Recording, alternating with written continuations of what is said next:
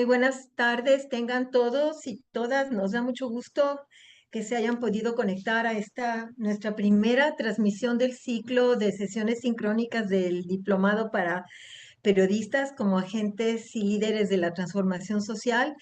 Les damos la más cordial bienvenida y quiero agradecer especialmente a nuestro expositor de hoy, el doctor Gabriel Kessler, quien bueno, es un experto en los temas que va a presentarnos y que va a compartir con nosotros en esta ocasión. Y sinceramente le agradecemos mucho porque sabemos que su agenda está muy ocupada y para nosotros es un honor que haya podido abrirnos este espacio para poder compartir con todos los integrantes de este diplomado, pues su visión y su conocimiento sobre el tema de su ponencia, que es Violencias, Crimen y Políticas de Seguridad en América Latina, claves para el periodismo. Entonces, sin más, Gabriel, bienvenido. Muchísimas gracias por tu participación y vamos a compartir con ustedes una breve semblanza del perfil profesional del doctor Gabriel Kessler y cuando terminemos con la presentación le daremos la palabra y nada más quiero yo aprovechar unos segunditos para aclararles algunas cuestiones sobre la dinámica de su participación cuando concluya la ponencia del doctor Kessler. Entonces, adelante por favor con la presentación de la semblanza del doctor Kessler.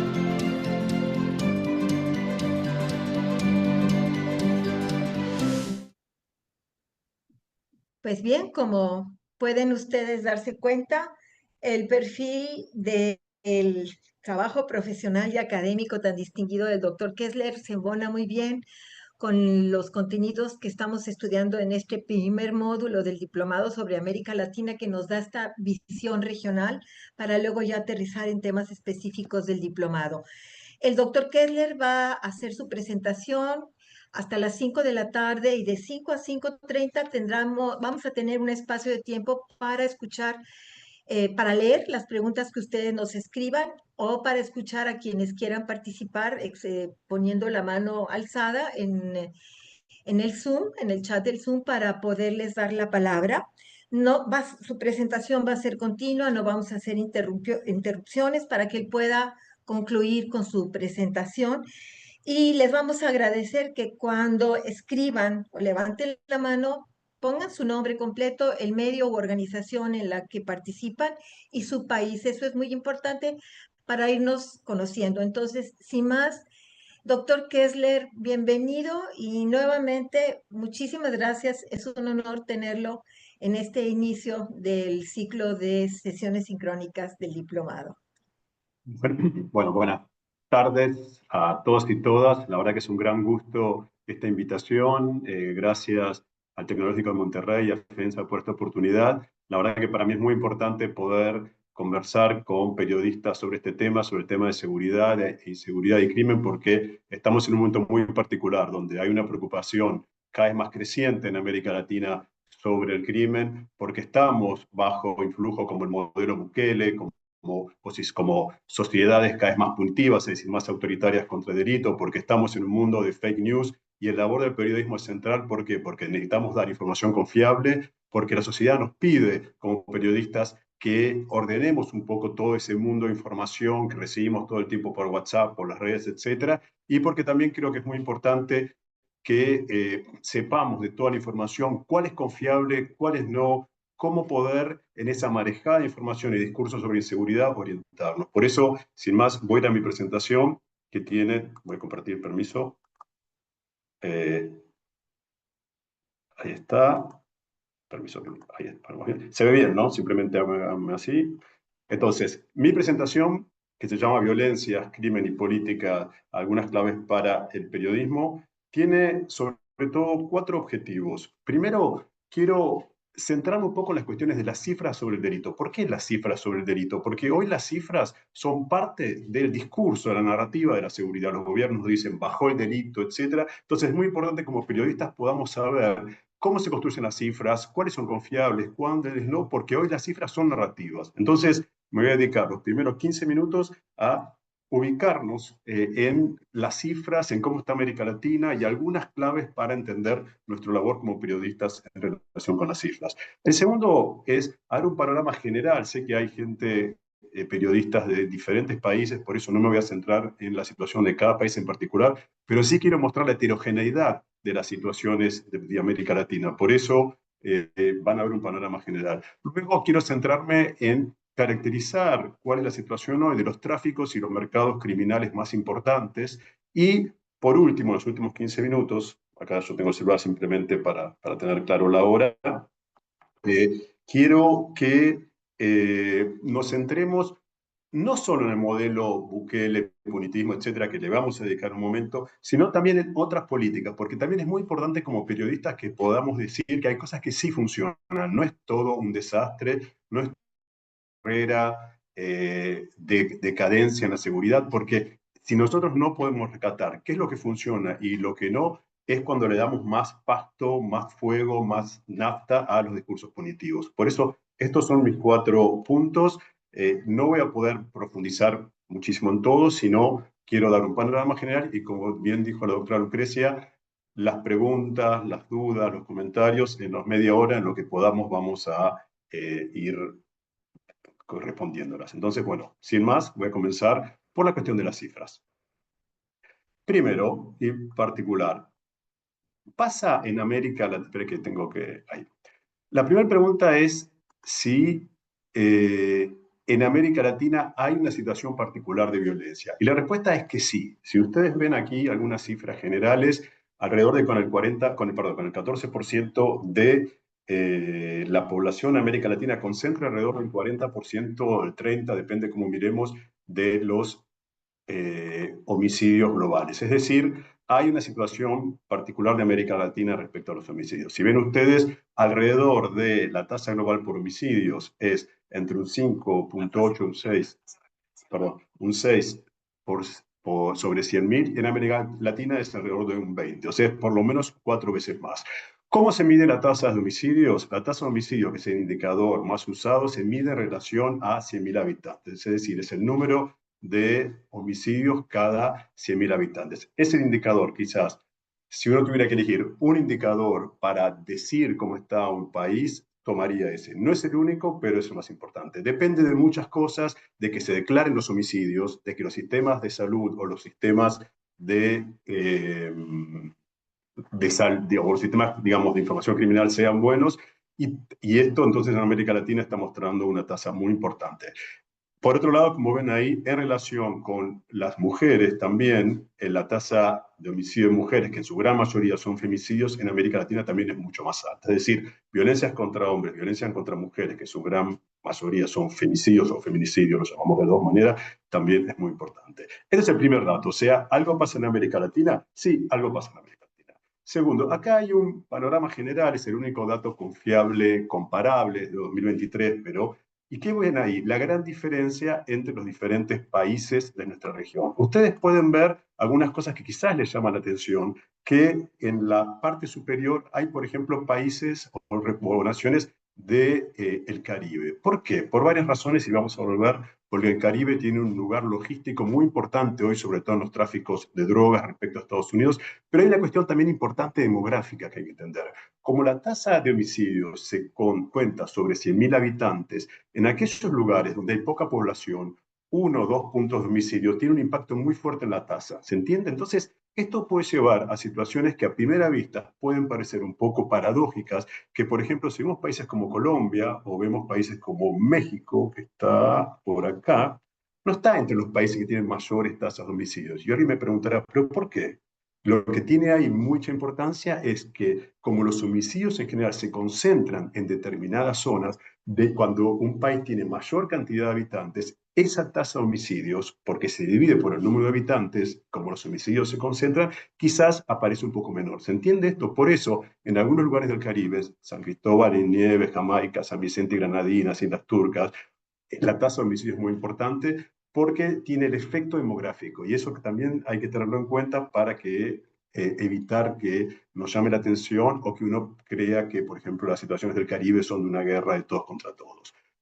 La otra cuestión importante es la gran variedad. Como ustedes ven, ahí se me borró un poquito El Salvador. El Salvador está un poquito abajo, vamos a ir al caso del Salvador. Pero tenemos países que tienen tasas de homicidio de 5, 6, 7 sobre 100.000 y países que tienen 20, 30, 50. Es decir, la amplitud del rango de homicidios en los diferentes países de América Latina es importante y eso también nos muestra la heterogeneidad. De todos modos, aún los países que tienen tasas más bajas, Argentina, Uruguay, Chile, no voy a tomar el caso de El Salvador por ahora porque es muy particular, tienen igual que el promedio mundial, pero tienen por lo menos el doble de los homicidios de Europa Occidental, que es entre 2, 3, 1. Es decir, en todos los países hay algún problema ligado a los homicidios, pero son muy diferentes a una gran amplitud. En este gráfico, esto es una síntesis de una ONG mexicana que hace un ranking de las 50 ciudades más violentas del mundo. Para no hacerlo muy largo, no puse las ciudades más violentas del mundo, pero como pueden ver, hay 16 de México,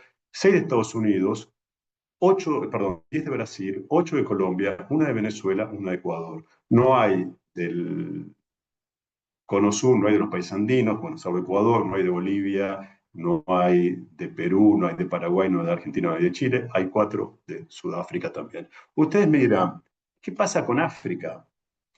Nosotros no tenemos, o mejor dicho, recién empezamos a tener estadísticas confiables sobre África, salvo Sudáfrica. Por eso, cuando empezamos a tener algunas estadísticas de algunos países de África subsahariana, las tasas de homicidio también son altas. Quiere decir esto que en la medida en que la mejora de las estadísticas en algunos países africanos puedan entrar entre los rankings internacionales, posiblemente también algunas ciudades africanas van a entrar dentro de los rankings internacionales. Pero más allá de esto, vemos un problema de homicidios que está concentrado en América Latina y que está concentrado en algunos países de América Latina en particular, además de Sudáfrica. Es decir, hay un problema latinoamericano respecto a el crimen. Vamos a cambiar ahora de indicador. Como yo les dije recién, el primer indicador que la tasa de homicidios mide las violencias más extremas.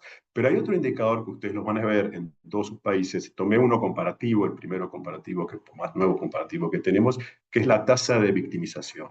¿Qué es la tasa de victimización?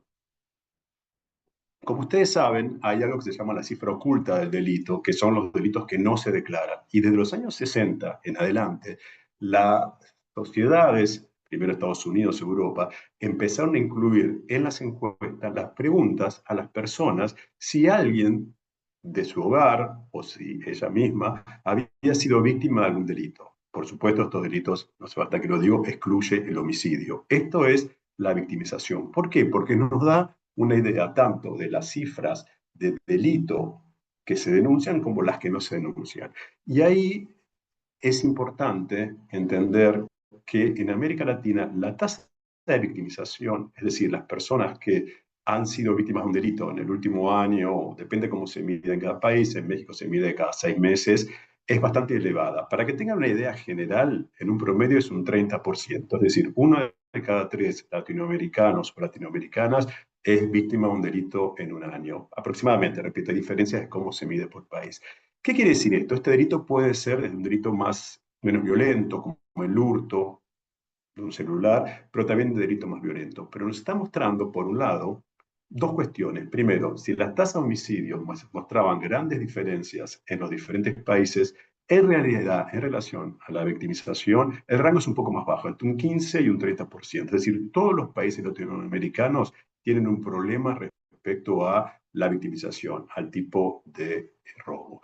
Hay algunas cosas que pueden llamar la atención, por ejemplo, que entre los países con más victimización está Argentina al principio, y entre los países de menos victimización está, por ejemplo, Guatemala o El Salvador. ¿Por qué? En los países del Cono Sur, en Argentina, en Uruguay, en Chile, donde las personas salimos mucho, salimos de noche, las ciudades son amplias y tenemos mucha vida nocturna, tomamos el metro, etcétera, el colectivo, hay más victimización porque estamos más en la calle, salimos más, etcétera, y eso da lo que se llama más oportunidades de delito. Es decir, cuando más vida urbana hay, posiblemente haya más victimización. Por otro lado, en algunos países de América Central, donde hay menos vida urbana en el sentido que se sale menos, hay menos uso de la ciudad, quizás hay menos victimización, pero hay más homicidio.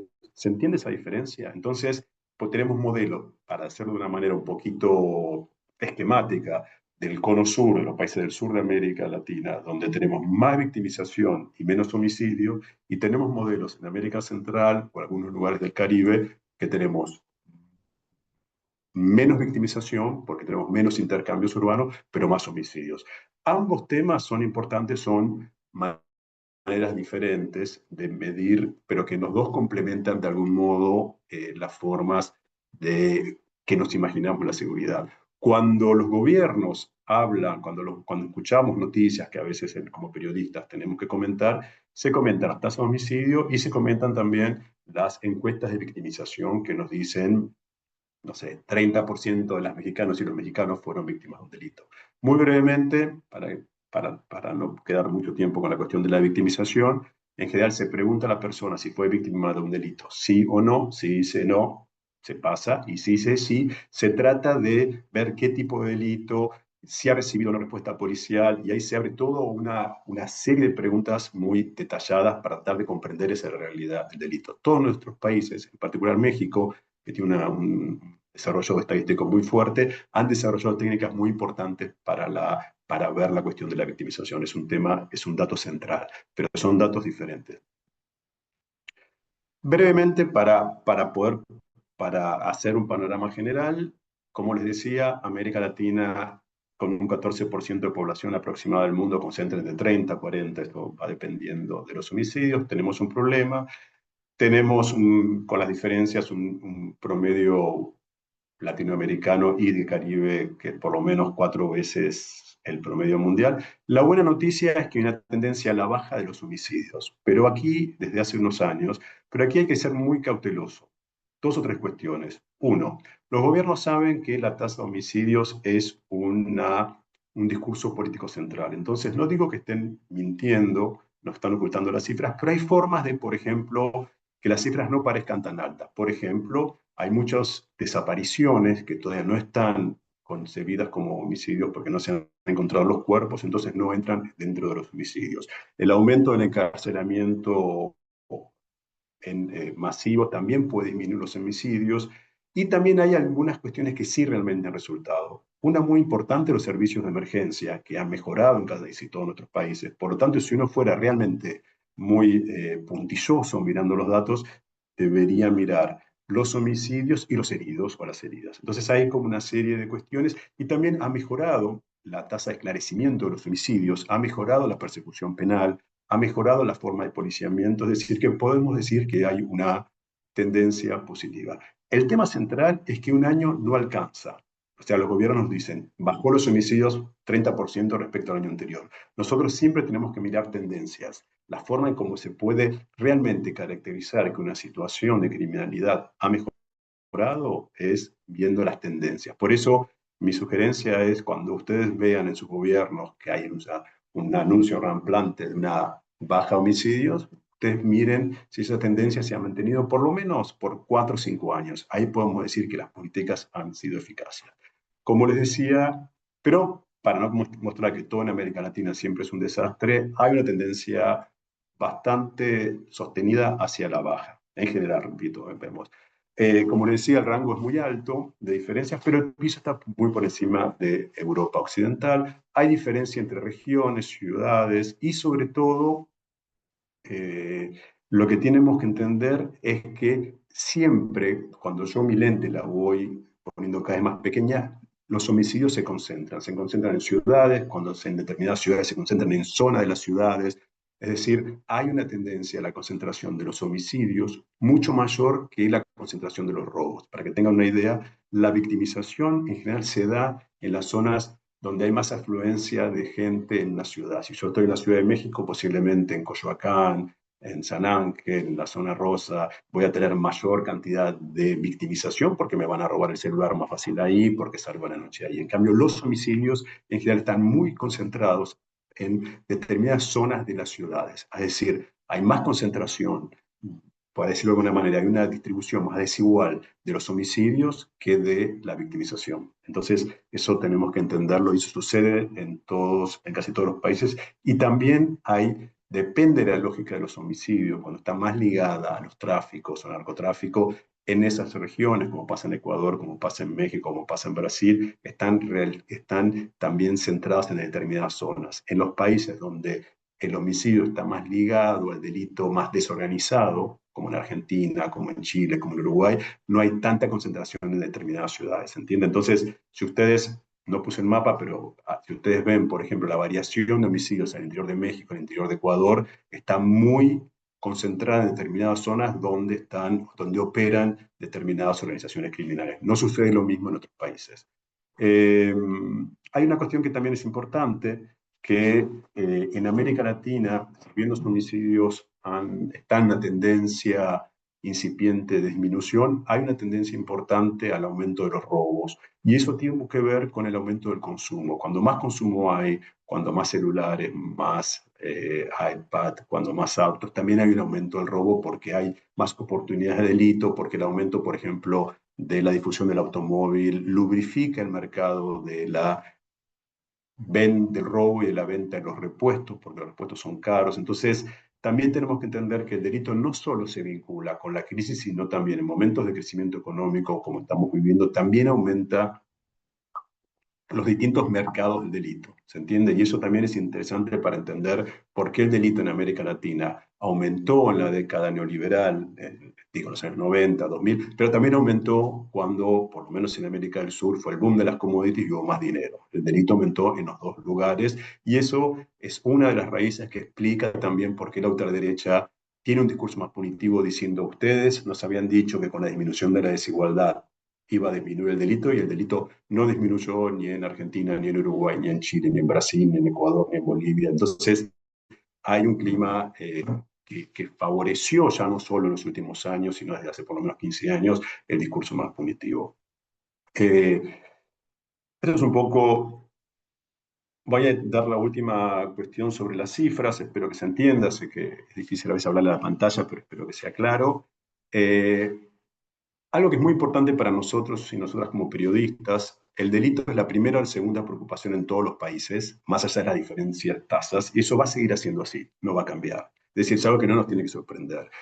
Es muy importante, y esto yo he trabajado mucho sobre el sentimiento de inseguridad, cómo se mide el delito, perdón, cómo se mide el temor. Depende cómo yo mido el temor, voy a tener una imagen de temor más amplia. Por ejemplo, yo le pregunto a las personas, ¿usted tiene miedo de salir de noche en su casa? Me va a dar enorme el número del temor. Entonces, los países han cada vez más precisado la forma en que se pregunta sobre el temor para que no dé imágenes de continentes atemorizados. Entonces se pregunta, por ejemplo, sobre la percepción de usted es probable que ser víctima de un crimen cuando llega a su casa de noche o de que te roben el auto. Entonces, cuando más espacial y temporal está preguntado el delito, en general las personas dan una respuesta, como se dice, más cognitiva. ¿Se entiende? Por eso estamos separando entre el miedo experiencial, el que realmente está ligado a la experiencia concreta de delito, a los temores específicos, y lo que llamamos el miedo expresivo, el temor que muchas veces está generado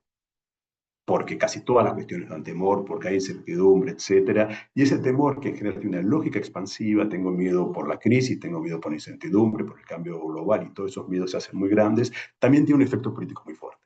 Entonces, nosotros y nosotras como periodistas tenemos que ser cuidadosos de entender cómo se pregunta el miedo. Se pregunta por la emoción, se pregunta por la preocupación del problema en el país, se preocupa por un temor específico, porque si no, las imágenes que nos devuelven algunas encuestas que hoy están muy cuestionadas es un continente atemorizado. Y eso es muy importante. En general, lo que muestran las encuestas latinoamericanas es que todos pensamos que la situación lejos de casa es peor que en casa. En general hay una diferencia muy grande en la mayoría de los países entre los datos que dan de cómo es la situación en mi barrio, mi colonia, y cómo es la situación en el país. Y ahí los estudios muestran que hay un lugar en los medios en difundir una imagen de una sociedad estallada. Y entonces ahí también tenemos que ser muy cuidadosos. Y hay algo que vemos que es un insumo muy importante para el positivismo es que en general, salvo excepciones muy pequeñas, la tendencia en América Latina es pensar que estamos peor que el año pasado y que la situación viene para peor. ¿Se entiende? Entonces, frente a la imagen de la catástrofe, de que siempre la inseguridad empeora, es ahí que los discursos punitivos son muy fuertes. Y hay varios cambios en la sociedad. Uno importante es que siempre los jóvenes fueron los menos punitivos y hoy los jóvenes en la mayoría de los países son tanto más punitivos que el promedio de la población. O sea, el bastión más antipunitivo que era la juventud, hoy ya no lo es. Entonces, y ahí, para terminar esta primera parte, el rol de las redes y por supuesto la inteligencia artificial está, como ya sabemos, modificando todo. No sabemos todavía bien cuál es el impacto en el delito. Sí sabemos que dos cosas. Las investigaciones nos muestran que aumenta lo que se llama el consumo incidental, es decir, aunque yo no esté buscando una noticia sobre el delito, me mandan un WhatsApp, hay un rebote de una noticia por X, etcétera. Entonces yo estoy todo el tiempo recibiendo noticias, aunque no las esté buscando. Cuidado que cuando llegues a casa hay en la colonia un robo, cuidado que raptaron a una niña, cuidado que ahora había nueva forma de phishing. Entonces estamos todo el tiempo en un consumo incidental. Eso hace que no podamos, que sea como un trabajo tratar de separarse de las noticias sobre el delito. Pero lo más importante, y aquí es el rol de los periodistas y de las periodistas, que en ese contexto, en este cambio de la arquitectura mediática, hay una demanda muy fuerte, se están viendo en varias investigaciones de la región, que sea aquel periodista o aquella periodista o aquel medio que es inmediata, informativa, mi referente, el que ordene. O sea, la idea de que yo todo el día estoy escuchando, mirando cosas en el metro, en el colectivo, cuando el colectivo es el bus en Argentina, en la radio, pero cuando llego a casa de noche necesito a alguien que en ese caos informativo me diga, esto es verdad, esto es mentira, esto es lo importante. Por eso, a pesar de que me están diciendo que los medios tradicionales, etcétera, no tienen o tienen cada vez menos importancia, el rol como ordenador, por supuesto, no como el que da la noticia, es cada vez más grande porque alguien tiene que ordenar ese caos de noticias a los que estamos, querramos o no, inmersos día a día y que eso cambia el rol del periodismo de una manera central, pero le da un rol, llamémosle, ordenador y de veracidad cada vez más importante. Y por supuesto, ni hablar con los riesgos de la inteligencia artificial, pero sería otro tema. Esto sería la primera parte sobre las cifras. Quería centrarme un poco acá para que seamos conscientes sobre la necesidad, yo diría, no sé si desconfiar sería la palabra, pero de estar atenta, de tener una sana, ¿cómo llamarlo? Más que desconfianza, eh, cuestionar, mirar cómo se construyeron las cifras con las que recibimos para construir los relatos de la inseguridad en nuestros países, porque estamos muy tentados y tentadas de tomar las cifras sin a veces cuestionarlo y a veces, por supuesto, no tenemos tiempo. Muy brevemente, quiero pasar a la segunda cuestión, que son para mostrar simplemente la heterogeneidad de los problemas de América Latina. Por supuesto, ahí quiero muy brevemente hacer un pantallazo de cuáles son los tópicos más importantes en los diferentes países. La situación mexicana, supongo que aquí hay muchos colegas de México, no voy a ahondar, pero como ustedes saben, la situación en México cambia, digo simplemente como cuestión general, cambia luego del 2001, cambia luego de la destrucción de los carteles mexicanos y, perdón, los carteles colombianos y la la mayor seguridad en las rutas aéreas norteamericanas luego del 2001, y eso le da un rol central a los carteles mexicanos por el paso de la ruta terrestre y se transforma todas las transformaciones que ustedes ya conocen desde hace 20 años y le da a México un lugar, una particularidad central y una problemática particular y quizás la más difícil de toda la región. En el Triángulo Norte, después vamos a volver a algunas cuestiones, simplemente quiero hacer un panorama de la diferenciación. En el Triángulo Norte de América Central, en Honduras, Guatemala y El Salvador, siempre se concentraron altas tasas de homicidios, el escenario postbélico de desplazamiento fue muy importante, también tuvieron lugar como corredores de droga, una parte de la droga que iba desde Colombia hacia México y el Caribe, y también estuvo la problemática que hoy aparece un poco menos presente en los medios, pero no en las realidades de las maras, es decir, de esos grupos juveniles que estuvieron muy influidos por las deportaciones masivas de Estados Unidos desde la época de Clinton y que cambiaron todo el escenario de violencia de esos países. Caribe tenemos situaciones que en general, en México quizás un poco más, pero en el resto de América Latina casi no lo vemos el Caribe, pero tenemos alrededor de 22 naciones o naciones asociadas con muchas diferencias. Hoy tienen un lugar logístico central para el tráfico de droga hacia Estados Unidos. Entonces tenemos, como vimos en la primera en una de las láminas, países con alta victimización, con un alto número de homicidios y países con bajo número de homicidios, pero ha habido un cambio central en países, algunos con una tradición un poco más fuerte en violencia, como Jamaica y en alguna manera como Trinidad y Tobago, pero también algunas islas, algunas naciones pequeñas que se transforman en hub y que también tienen un impacto en la victimización y en homicidio muy fuerte. Venezuela es una situación tremenda, pero que ya empieza en 1989 con el Caracazo, con un movimiento que dio lugar a movimientos políticos que luego dio lugar a Chávez, pero cada 10 años duplica sus tasas de homicidios, llegaron a tasas de homicidios exorbitantes, y la verdad que nunca la sociología logró explicar por qué. ¿Por qué tantos homicidios? Porque no fue un país que sea central o no haya sido central en el tráfico de drogas, pero sin lugar a dudas hubo una confluencia de factores, daría para un webinar entero, que hicieron de la situación venezolana una situación tremenda. Últimamente, de los últimos 10 años, no tenemos datos muy claros, pero sin lugar a dudas la situación es gravísima.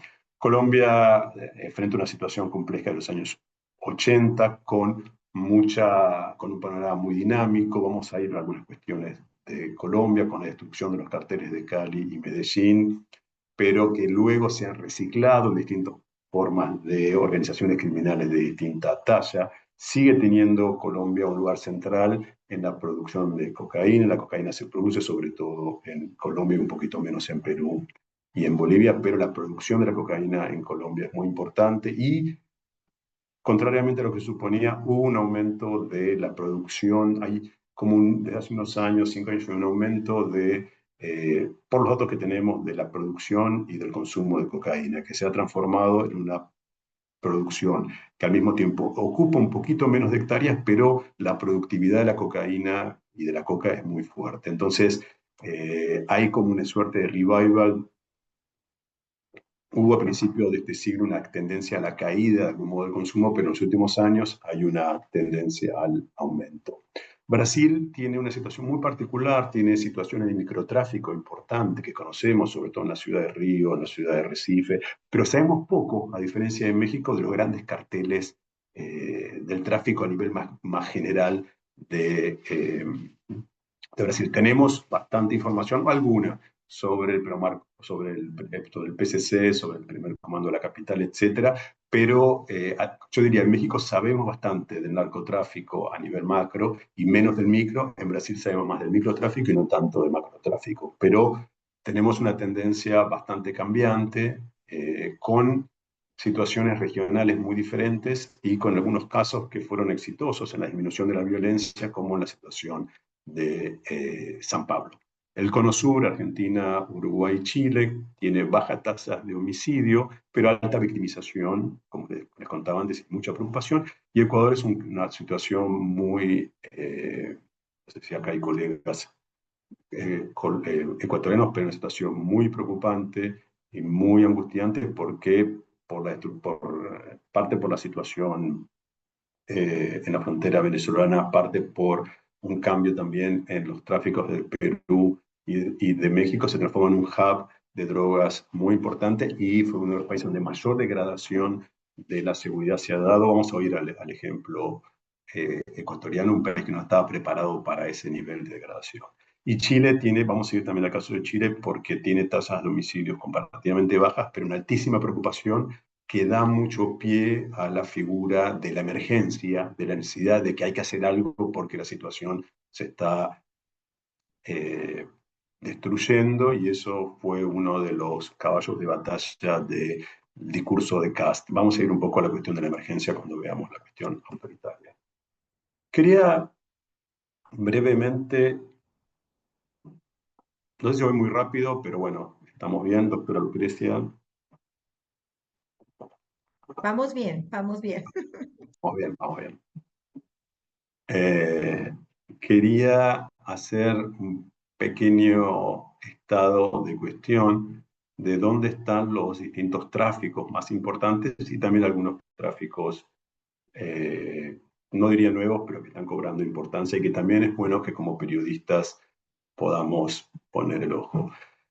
El mercado de drogas sigue siendo el mercado del crimen organizado que más importancia le damos. Como dijimos, hubo desde el principio del siglo XXI un desplazamiento desde los carteles colombianos hacia un mayor poderío de los carteles, hegemonía de los carteles mexicanos, sobre todo, como dijimos, por el cambio en la geopolítica norteamericana que dificultó la entrada vía aérea y vía marítima más clásica, y por tanto la vía terrestre en la frontera mexicana cobró importancia, pero también empezó a cobrar mucha fuerza temas como el acopio, como distintas formas de criminalidad. Es decir, hubo un cambio ahí muy importante y hubo, si uno mira hoy qué pasó con el consumo, como le decía, hubo un aumento del consumo de la cocaína, hubo una cierta normalización y yo diría una cierta despenalización o tolerancia con el consumo de la marihuana, hubo una caída del consumo de la heroína, pero hubo un aumento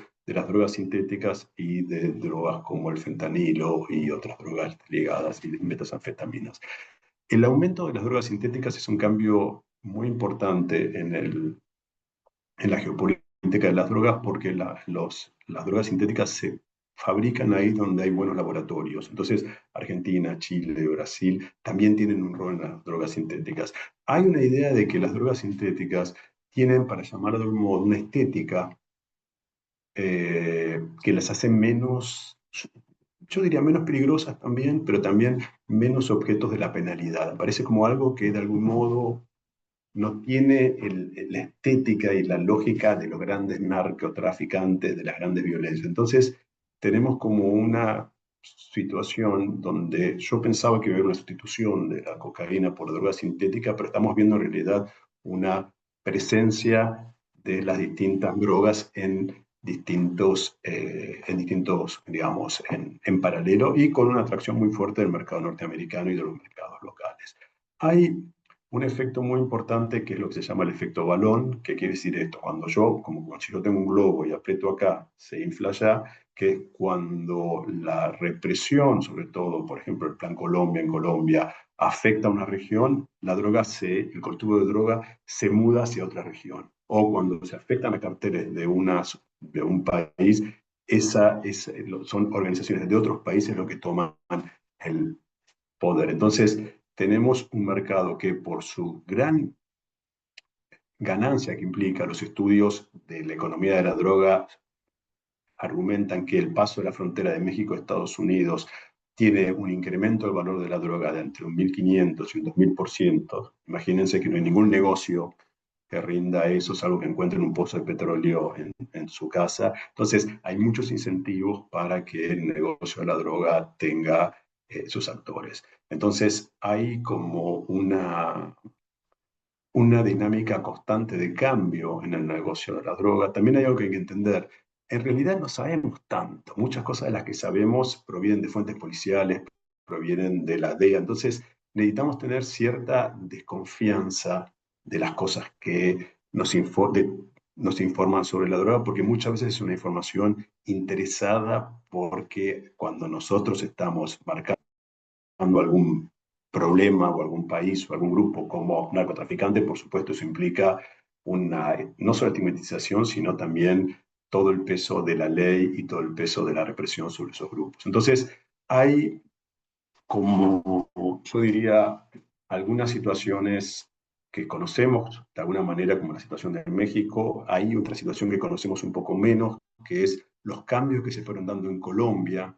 Primeramente, cuando se destruyeron los carteles, se empezó a hablar de los cartelitos, que es decir, pequeñas organizaciones que habían quedado de la profesionalización de los carteles en la parte financiera, en la parte logística. Luego se habló del efecto, es horrible el nombre, el efecto cucaracha, es un nombre, la verdad que es espantoso, pero la cucaracha es muy resistente. Entonces, como los carteles o los restos de los carteles colombianos volvían a tener algún tipo de presencia en los mercados de drogas, pero por ejemplo, no tanto ya en Estados Unidos, sino hacia Europa. También se empezó a hablar de la diáspora criminal, como grupos tanto de Ecuador como de Colombia aprovechaban personas de sus países en diferentes países para hacer nuevos mercados de droga. Se habló también de un pasaje hacia Europa, hacia China. Entonces hay como una idea, yo diría, de cambio constante, pero yo sería bastante escéptico, no escéptico, pero cuidadoso en que muchas veces se pone de moda un tema, hay dinero para investigar ese tema, esos temas ocupan los diarios, los periodistas, las noticias, pero a veces la información que tenemos no es tan confiable. Sí hay una idea de una diversificación, por ejemplo, los carteles colombianos, donde algunas ciudades se utilizan más para inversión, otros para que vivan sus parientes, pero digamos, tenemos, para decirlo de alguna manera, un, una mayor fragmentación de actores, una mayor diversificación de rutas y tenemos también una situación muy importante que es nosotros somos las víctimas de la guerra contra las drogas, porque la represión se aplica sobre América Latina, pero tenemos pocos aliados internacionales que nos permitan ir hacia políticas más pacíficas. Voy a volver a eso en un ratito. Aunque parezca un contrasentido, y tenemos que darle mucha importancia al tráfico de armas porque sabemos que las violencias vienen por armas, los femicidios, cualquier tipo de homicidio, cuando más armas hay, más se presentan. Y ahí tenemos una pugna, como ustedes saben, entre México que le dice a Estados Unidos, ustedes quieren que baje la violencia, entonces no nos vendan tantas armas de manera tan libre en la frontera. México tiene producción nacional, pero también producción privada muy controlada de armas, pero hay puestos de frontera, es decir, hay así como el tráfico de droga va de norte, perdón, de sur a norte, el tráfico de armas va de norte a sur, hay dinámicas regionales, hay países como Argentina, como Chile, como Brasil, que son grandes productores de armas, y ahí tenemos que estar muy atentos y atentas porque es un fenómeno que en general está poco presente. Las armas ilegales se nutren de las legales. Hay países, por ejemplo, como Paraguay, que tienen o tenían un papel en la triangulación de armas, donde compraba muchas armas para, por ejemplo, países que estaban bajo embargo. Es decir, hay un mundo en el tráfico de armas que está mucho más, que tiene menos prensa que el tráfico de drogas, pero es central para entender las dinámicas de la violencia. Ahí hay un mundo muy importante y hay bastantes buenos datos sobre lo que se llama el exceso de armas en América Latina, que es cálculos que hacen algunas ONG sobre cuántas armas tiene un país de manera declarada, cuántas son las fuerzas de seguridad y cuántas armas hay que no se sabe, digamos, que no corresponden a las fuerzas de seguridad. Son estimaciones, pero diría muy importante que tengamos presente el tema del tráfico de armas. El tráfico de personas es un tema central. El tráfico de personas son tres tipos de tráficos. El tráfico de migrantes, donde es un tema muy complicado porque muchas veces se usa la idea de los migrantes ligados supuestamente a organizaciones que los explotan para criminalizar a los migrantes. Tenemos, como saben, el estrecho de Darién que ha sido cerrado, pero que no sabemos tampoco qué pasó con esos flujos. Entonces, ahí hay toda una cuestión muy importante que está poco presente de las personas que se calculaban antes de la entrada de Trump y antes de que Panamá haya hecho algunas medidas de alrededor de 500.000 o 400.000 que estuvieran en esa zona. Entonces no sabemos qué ha pasado con esos migrantes. También ustedes saben, y sobre todo en México, el tema de los migrantes centroamericanos que han pasado por México, que han sido víctimas de la bestia, como ustedes saben, el tren, pero también de las organizaciones criminales pero que también sus países de origen, Guatemala, El Salvador y Nicaragua, y Honduras, tienen poco poder y eran familias muchas veces muy pobres, entonces sabemos poco de los derechos humanos de esos migrantes, pero que hay un tema, uno de los temas menos presentes y más acuciantes.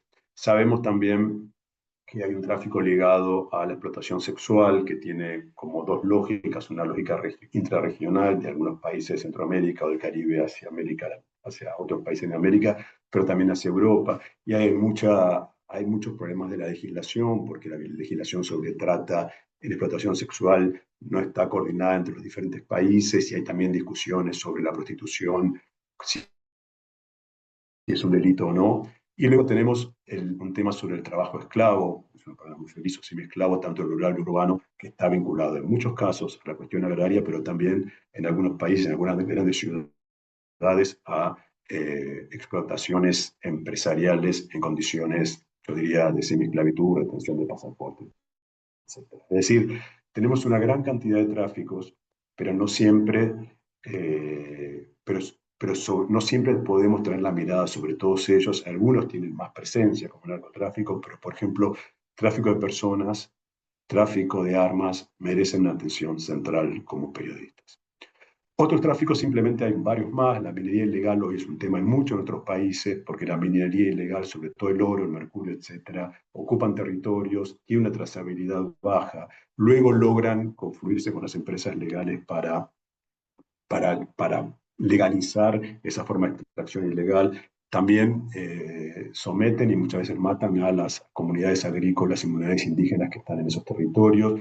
Entonces, ahí hay una cuestión muy importante en Perú, en Venezuela, en Colombia, eh, sobre la cuestión de la cadena criminal, sobre todo no solo, pero sobre todo por el aumento del valor del oro a nivel internacional. Y un tema central en casi todos nuestros países más novedoso es la extorsión, el cobro de piso, renta, vacuna, lo llamamos, que empieza a ser una forma de criminalidad que está presente en muchos países de nuestra región, donde se le cobra a comerciantes, a transportistas, a productores, y ahí también es una forma clásica de mafia donde yo debo obediencia sobre el control territorial a determinados actores.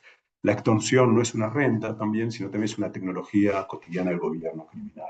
Eso es una cuestión central que es difícil muchas veces de medir porque es como gota a gota, son muchas veces son rentas que se pagan. Cada vez más hay estudios que muestran cómo se ha extendido en distintas ciudades, también por una cuestión donde no es tan clara eh, la ¿cómo llamarlo? La figura ilegal de ese tipo de crimen. Ni hablar, solamente lo dejo, el riesgo digital. Hoy en muchos países tenemos más riesgo en las redes que en las calles. Hay un montón, una gran cantidad de riesgos, el phishing, robo, inversión como promesa falsa, todo lo que tiene que ver con, yo diría extorsión, pero ahí entra el grooming, etcétera, todos los delitos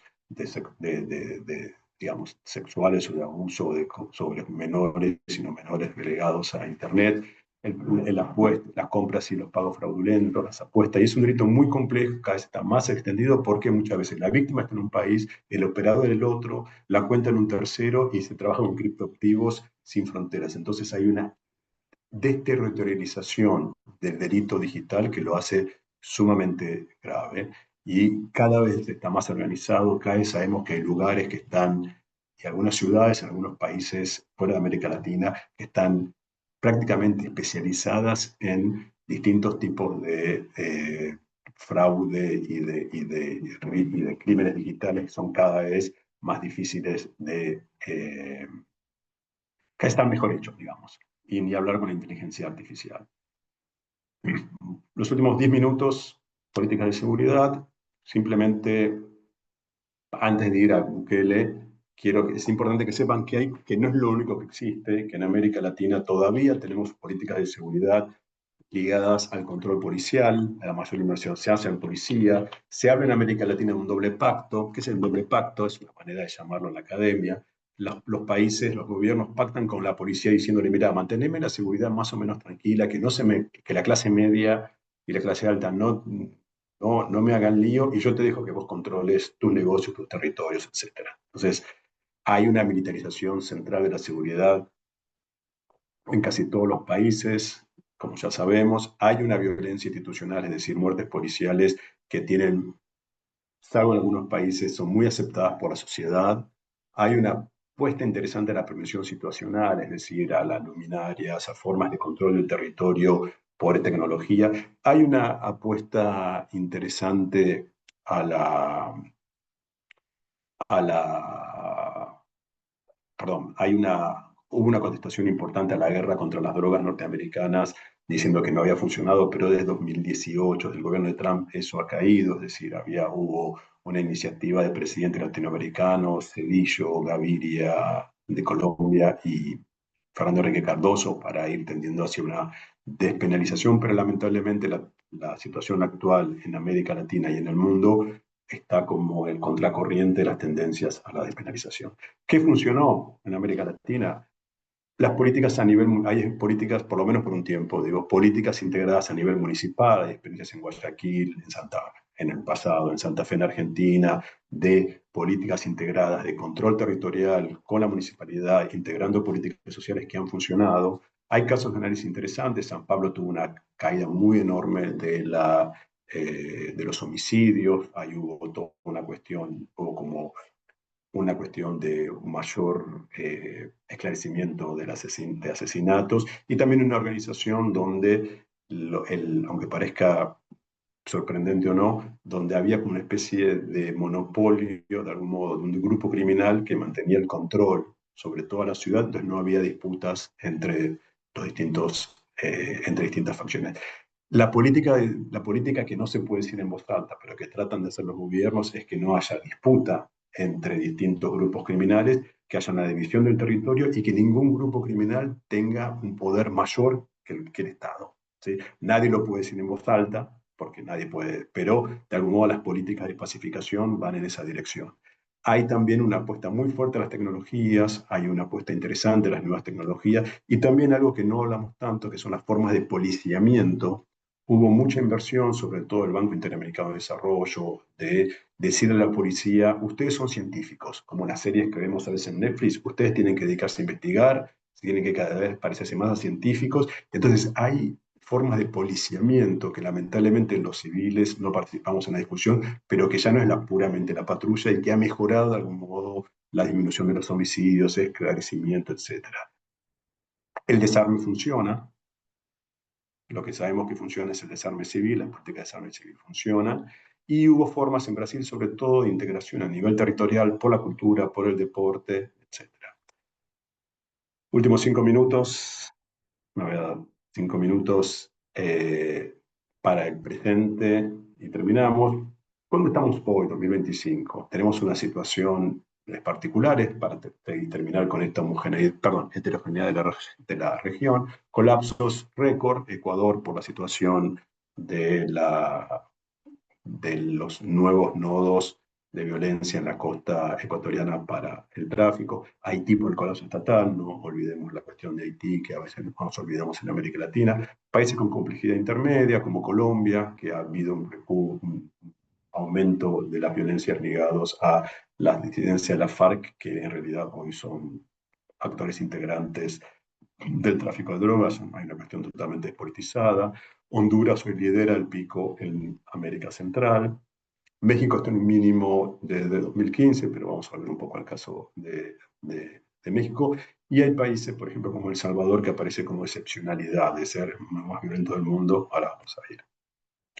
Bukele, la gran estrella, comillas, comillas, comillas, América Latina. ¿Qué sucede en Bukele? ¿Qué sucede en El Salvador? Hay, por un lado, una situación particular, un país pequeño, alrededor de 6 millones de habitantes, la concentración en una o dos ciudades de la cuestión de las maras y en determinados barrios. Hay una negociación con las maras que no se pueden decir muy en voz alta, pero aparecen.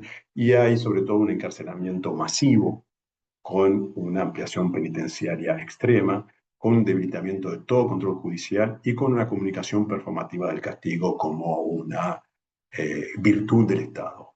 Entonces,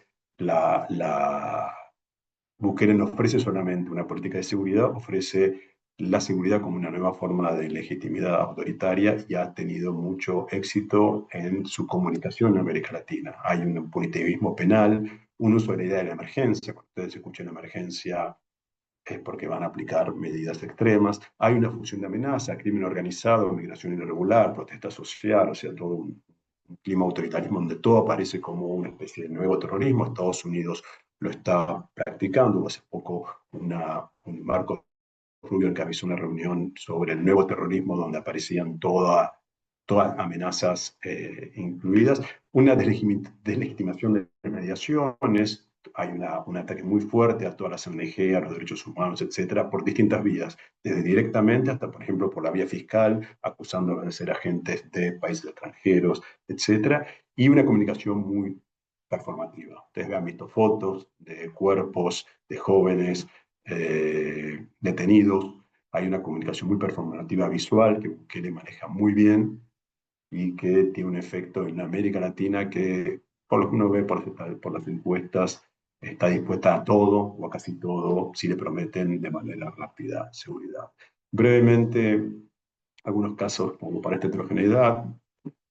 Haití, no nos olvidemos de Haití, un colapso extremo por un control territorial absoluto, por coaliciones de grupos armados, y la crisis de seguridad es una crisis total de o sea, es el país donde la seguridad y mejor dicho, los grupos armados se han tomado totalmente el territorio. Esto importa, la verdad que poco en América Latina, lamentablemente. Ecuador, Ecuador, un país que era tradicionalmente una seguridad bastante aceptable, aparece por el tema de los tráficos, un aumento muy importante de las tasas de homicidios, sobre todo en la costa, y luego de algunos temas internos como la extradición de un líder que se llamaba Fito, de una banda que era Los Choneros, que generó una fragmentación y luchas internas, y Noboa declara conflicto armado, la idea de la guerra interna, y hay un descenso, como le decía, que no sabemos la verdad, presentado como éxito de la tasa de homicidios, pero como le decía al principio, desconfíen cuando de un año a otro le muestran un descenso sin ver esa estabilidad. Lenguaje de guerra, despliegue militar y baja capacidad de investigación judicial en un contexto muy preocupante. México, yo sé que el artículo 33 se ha derogado, sé que puedo hablar algo de México, pero con todo, bueno, no voy a hablar, pero me cae mucha simpatía por la presidenta Sheinbaum, pero sí es interesante porque hay un relato, hay un descenso de los homicidios, siguiendo los datos oficiales, hay un pasaje de la política más de abrazos y no balazos de López Obrador a la idea, a la política más de García Archuf, sin un lenguaje de Bukele, pero mayores capacidades operativas. Estoy acá citando a colegas mexicanos, pero tenemos una persistencia de desapariciones, crímenes de extorsión, etcétera. Y la pregunta que hay en la Academia Latinoamericana es: ¿la idea refleja la capacidad estatal, pactos locales de paz o un momento donde una configuración como el número de desapariciones, etcétera, hace que los homicidios han bajado? Sin duda, México es el lugar para mirar, para ver qué sucede en los próximos años. Colombia, hay una situación ligada a la confluencia de las restos, mejor dicho, de la FARC y el ELN que no ha pactado con el gobierno y que se han apropiado del mercado de drogas, y eso generó una situación de seguridad muy preocupante que de alguna manera fue parte de lo que motivó el triunfo de la ultraderecha en Colombia, y todo hace pensar las promesas del nuevo presidente, que creo que asume en pocos días, son de más mano dura, más violencia, o sea que nada hace suponer un panorama de pacificación. Hay un tema, lo digo simplemente, pero quiero pasar, que quizás no han escuchado los que vienen, sobre todo del Cono Sur, el Tren de Aragua, que es interesante porque aparece como un grupo que se organiza en una cárcel en Tobrón, en Venezuela, y luego aparece aparentemente en muchos países donde hay una alta xenofobia contra los migrantes venezolanos. Aparece, es muy interesante porque aparece muchas veces como un grupo que en algunos casos es real, que en otros casos aparece como un branding, donde uno aparece como afiliado, en otros aparece como una etiqueta política, sobre todo en el caso de Chile, que cualquier cosa es prender agua y eso legitima la represión. Entonces es interesante cómo un grupo que no sabemos mucho de su origen ni de su extensión, que tiene, por supuesto, ramificaciones reales, pero también aparece como un gran fantasma, sobre todo en el caso de Chile. Chile es interesante porque es un país que tiene baja violencia histórica, pero tiene una alta sensibilidad a la violencia y el gobierno de Katz, el presidente Katz, asumió con la idea, como les contaba, de la emergencia de seguridad, la emergencia también económica o la emergencia del Estado, como es un país que tiene un buen desempeño económico. Y es cierto que algo ha pasado, es cierto que ha habido un aumento de las violencias y la forma de las violencias en Chile. Es cierto también que hay un tema ahí con la migración, fue una migración muy rápida, y que en relación al número de la población que había en Chile y de la tradición de un país que no tenía mucha recepción de migrantes generó un shock demográfico, y ahí la cuestión entre xenofobia y seguridad es muy fuerte en varios países, en Perú, en Colombia, en Ecuador y en Chile. Y es interesante cómo también aparece en el discurso de ultraderecha de Katz, un poco en el modelo Bukele, pero no solo, toda una idea de la restauración del orden, el orden en las calles, el orden en las fronteras, el orden securitario, el orden con respecto a las comunidades indígenas que han sido muy expoliadas y muy violentas. Es decir, que tenemos una situación de, digamos, una situación de violencias que habían cambiado, pero también un uso donde todas esas violencias aparecen como fusionadas como una situación de desorden. Bueno, esto en una velocidad casi récord. Acá dejo simplemente con este último algunas cosas para que tenemos que mirar como periodistas.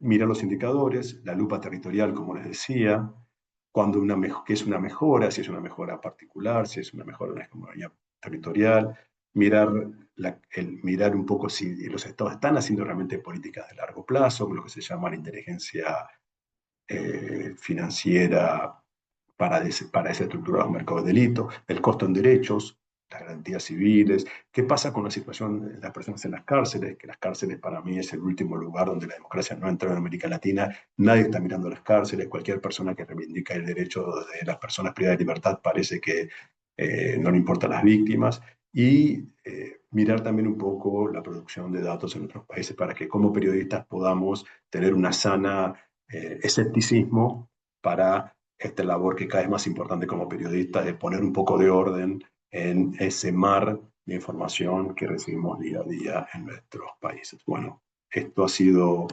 todo. Perdón si fue un poco rápido, pero quería compartir la heterogeneidad de todos estos temas en nuestra región, que es tan interesante que, como les decía, la labor de ustedes en la transformación social, en el respeto de derechos humanos y también en traer un poco más de paz, diría, en los hogares, porque eh, estamos sometidas a, a una experiencia cultural del delito, es decir, estamos todo el tiempo escuchando en todos nuestros países, y la labor del periodismo, como dijimos, quizás no es mostrar la novedad que la vemos en Twitter o la vemos en Instagram o en TikTok, pero sí en tratar de ordenar. Bueno, gracias, perdón si fue un poco rápido, pero bueno, era el objetivo y dentro de todo me mantuve en horario. Así que muchísimas gracias. Me voy a tomar agua. Doctor Kessler, Gabriel, Ariel, muchísimas gracias por tu excelente, excelente presentación. Ha sido muy clara y nos has ofrecido muchísimos elementos para poder comprender una problemática tan compleja como la de la violencia, la inseguridad, el crimen en nuestra región y en nuestros países. Hay muchísimas preguntas, vamos a irlas agotando y espero que el tiempo nos dé para la mayor parte de ellas, ¿verdad? David Benjamín Dorantes, que es CEO del Grupo Posta en México, nos planteó la primera pregunta de la sesión, más bien tres preguntas, y en aras de poder dar tiempo a todos los demás, voy a leer nada más una de las tres preguntas, ¿verdad? Eh, y dice lo siguiente: en tu experiencia, ya en opinión más antropológica, no sé a qué se refiere con eso de la opinión más antropológica, ¿verdad? Pero pregunta, ¿existen condiciones sociales que predispongan a una región al crimen organizado? Esa es la pregunta. Sí. ¿Qué quieres que haga? O sea, respondo uno a uno, como ustedes me digan. Yo creo que sí, porque si son muchas las preguntas y Ok. tienen Voy a temáticas muy responder, diversas.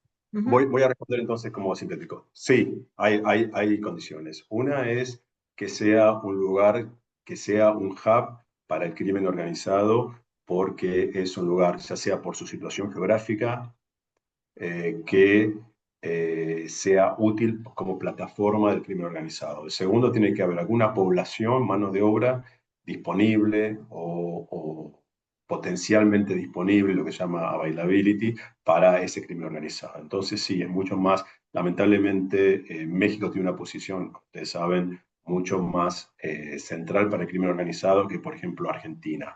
No quiere decir que, es decir, en algunos países los tráficos pueden ser más nacionales, lo cual son en general, ¿saben? Los países muy grandes como Brasil son menos actores y con menos intereses porque el mercado es menor.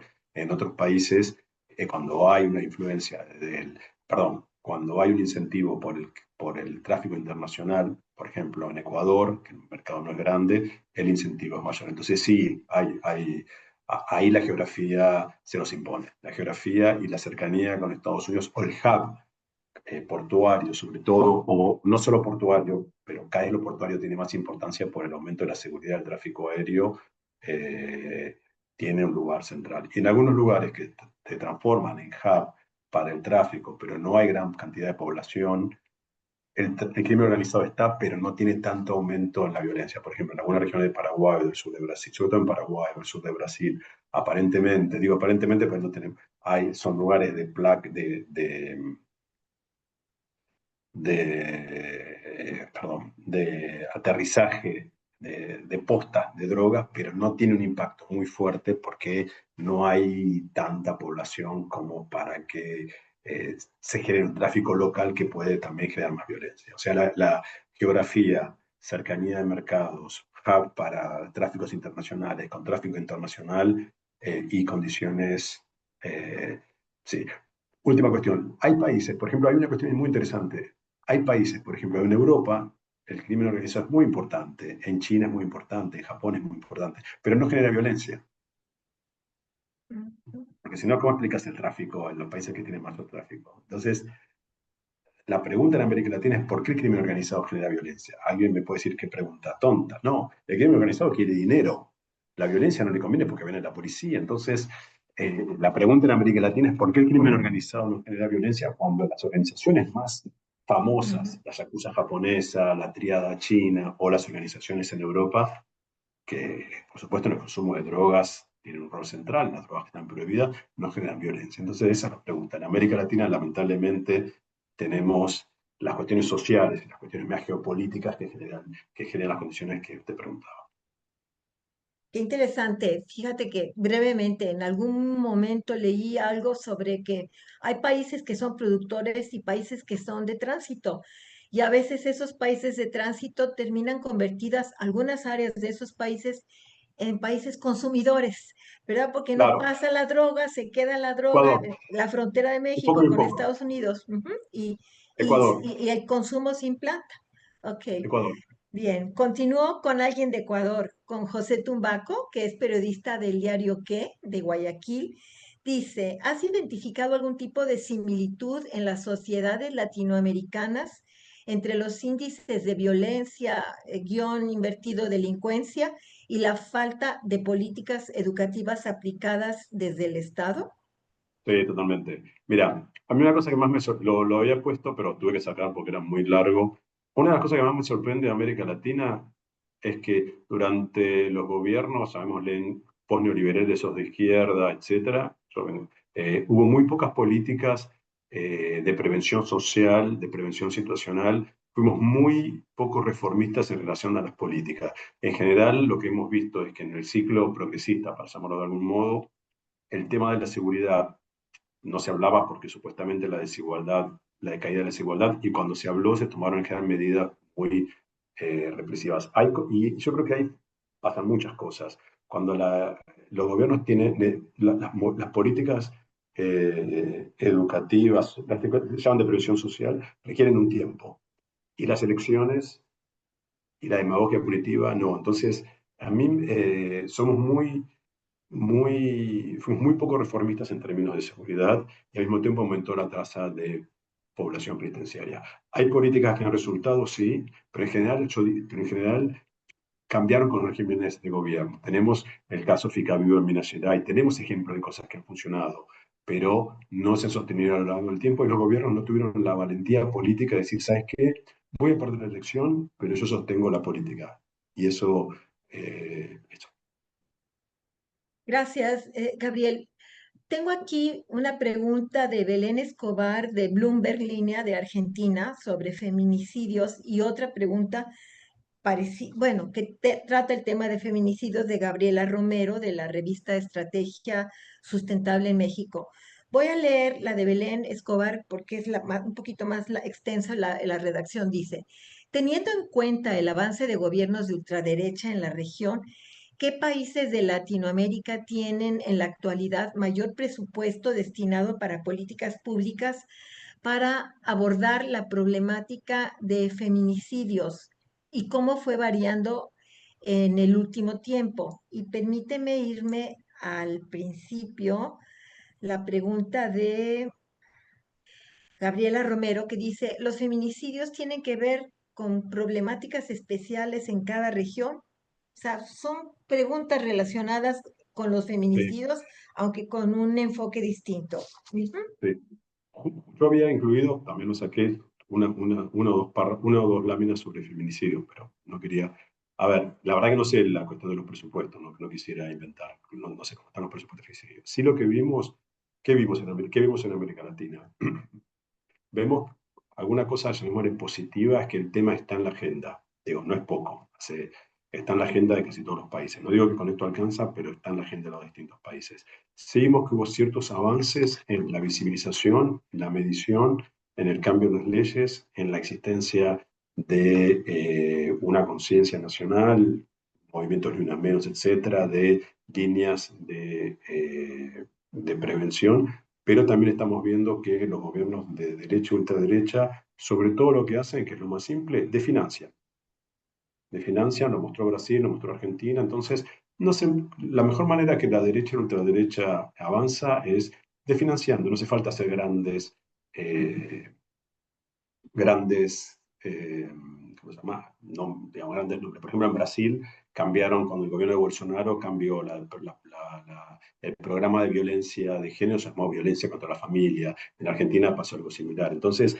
todavía no vemos, no sabemos porque tiene un efecto, pero hay un efecto a,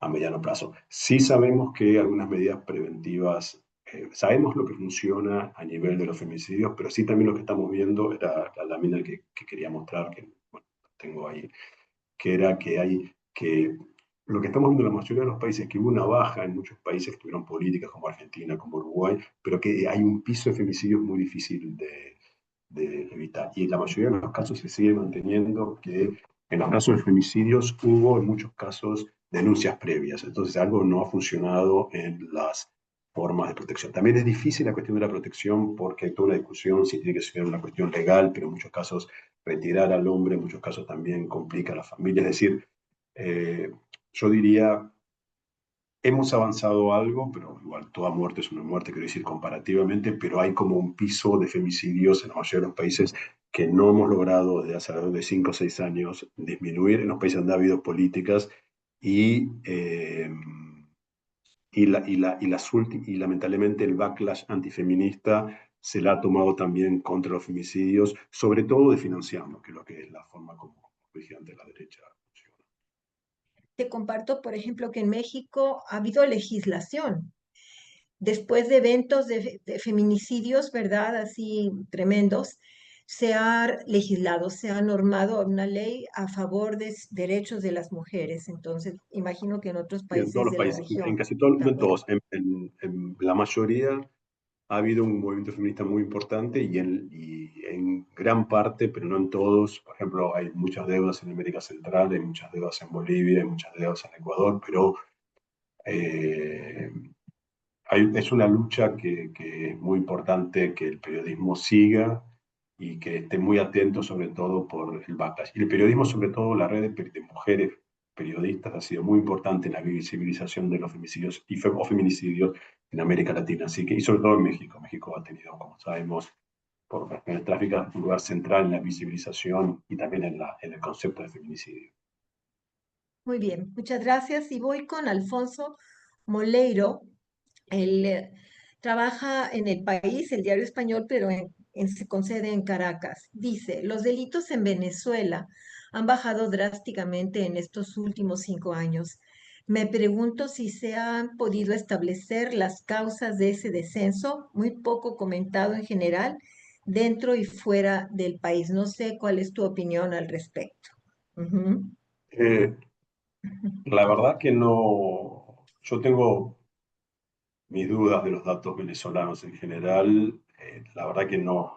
Si usted, si esta persona está en Venezuela, quizás sepa más que yo. Sé que ha habido una política represiva muy fuerte con las OLP, con las, ¿qué se llama? Con formas represivas muy fuertes. Sé que ha habido un aumento de la tasa de encarcelamiento, pero no, como tenemos pocos estudios, la verdad, ha habido, en general, hay una destrucción de la academia venezolana. Eh, a mí me cuesta establecer las razones de la caída de los homicidios. La verdad que no lo sé. Quiero ser sincero, no. Para mí, yo lo dije un poco rápido, para mí es un misterio. Yo estuve en Venezuela por hace años y tengo algunos colegas que han trabajado, pero nunca logré entender por qué los homicidios se han aumentado tanto. No sé cuánto es la militarización y el aumento de la represión, pero la verdad, tengo mis dudas en el sentido de que tengo un cierto escepticismo con los datos, pero no podría dar una respuesta certera. Gracias. Gabriel, nos queda tiempo para una última pregunta, aunque tengo un montón pendientes, ¿verdad? Porque ya estamos casi sobre la hora y tenemos que dar dos mensajes muy breves al terminar Listo. la sesión. La última es de Roberto Carlos Morales. Él trabaja en Empresario Digital en El Salvador y dice, ¿qué estrategias podrían ser más efectivas para reducir la violencia y fortalecer la seguridad ciudadana sin comprometer el respeto a los derechos humanos y el Estado de Derecho en la región? Ujú. Hablando de El Salvador. Sí. Yo creo, y usted, la persona que hizo es salvadoreña, ahora voy a ir al Salvador dentro de poco, que contra mis valores, totalmente, lo digo sin ningún problema, la estrategia de Bukele, mientras mantenga la efectividad en un país que, como acá el colega salvadoreño, va a seguir, porque tiene un gran apoyo, salvo de algunas clases medias más, mis colegas, mis amigos más. Entonces, eh, es una situación muy complicada porque por la geografía, digamos, la configuración territorial, la morfología de El Salvador, esa estrategia de aprisionamiento masivo, etcétera, ha dado resultado. Ha dado resultado mientras mantenga eso que en otros países no se puede hacer. Entonces, es una situación muy compleja. Eh, creo, digamos, no quiero dar consejos a la distancia, lo único, es yo en ese sentido soy un poco pesimista. Creo que la sociedad latinoamericana, lo muestran los datos, si uno le ofrece seguridad, está dispuesto a dar derechos, sobre todo porque no son derechos propios. Y también entiendo, como sociólogo, no importa mis valores, que vivir en una situación, o sea, vivir en un país donde no puedes salir a la calle y de golpe poder salir, cambia todo. Entonces, sociológicamente lo entiendo. Un colega que está en El Salvador me dice que justo estaba trabajando y me dijo, volví a El Salvador después de 5 años y veo gente corriendo en los parques, cosa que la última vez que yo estuve en El Salvador, que fue hace varios años, no me dejaban salir del hotel. Entonces, creo que es una tarea muy importante, muy complicada para los organismos de derechos humanos porque el gobierno lo ha transformado en seguridad versus los mismos de siempre, versus derechos humanos, y por algo el gobierno va ganando. Entonces, es una, es una situación muy compleja para El Salvador, tanto para El Salvador como el efecto, claro, el efecto que tiene como publicidad en América Latina, donde todos los gobiernos, donde Bukele es una estrella mediática, y donde los gobiernos, sin saber de lo que hablan del método Bukele. Y como decía un poco, lo dije un poco al pasar, pero mientras muchas regiones del mundo han bajado su tasa de aprisionamiento, América Latina las ha aumentado y redoblado y sigue aumentándolas.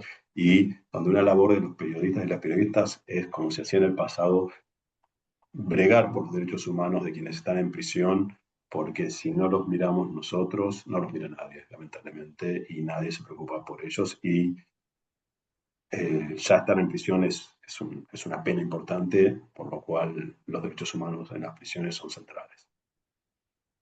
Es muy interesante, ¿verdad? Esta paradoja entre seguridad y libertades y Sí. derechos y, Tema clásico. sí, en fin. Doctor Gabriel Kessler, mil gracias por No, gracias a esta ustedes. Un gusto. interesantísima charla.